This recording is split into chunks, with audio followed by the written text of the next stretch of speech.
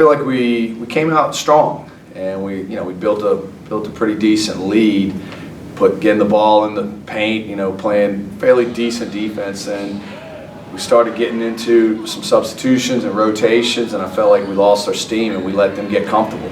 And once they got comfortable, they got some really daggone good ball players and great shooters, and they started making shots. I feel like they got them a lot of momentum that they needed. Early in the game, we were getting Quan the ball, and it was paying off. And once we kind of went away from that and not getting into our bigs, I felt like we were taking a lot of perimeter shots. But I think that, Quan showed what he's capable of doing. I mean, we kept dumping it into him. He was 18 for 22, and it was a size advantage, but he was able to make moves and get rebounds and putbacks. He was very aggressive and very, his motor was going tonight. And you can show with 17 rebounds. That means he was going after the ball. And if he could do that every night, we would be a pretty dangerous team. They didn't have a deep bench for multiple reasons with injuries and different type of stuff that's happened, unfortunately, to their team. So, I did feel like we could wear them down. Was fortunate that we were able to foul out two of their key guys, and that made it a little bit more difficult on them. But they were comfortable. They were making shots, and I didn't feel like we had the energy that we normally have. And so we've got to do a better job going into the tournament to be able to match other teams' intensity and how hard they're playing and start executing.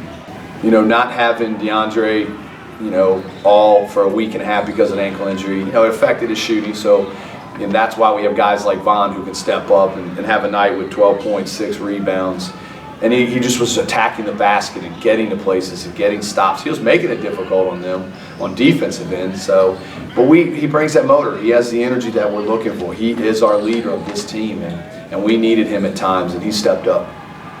The final home game of the season was definitely a dogfight. It's a typical Region 10 conference match.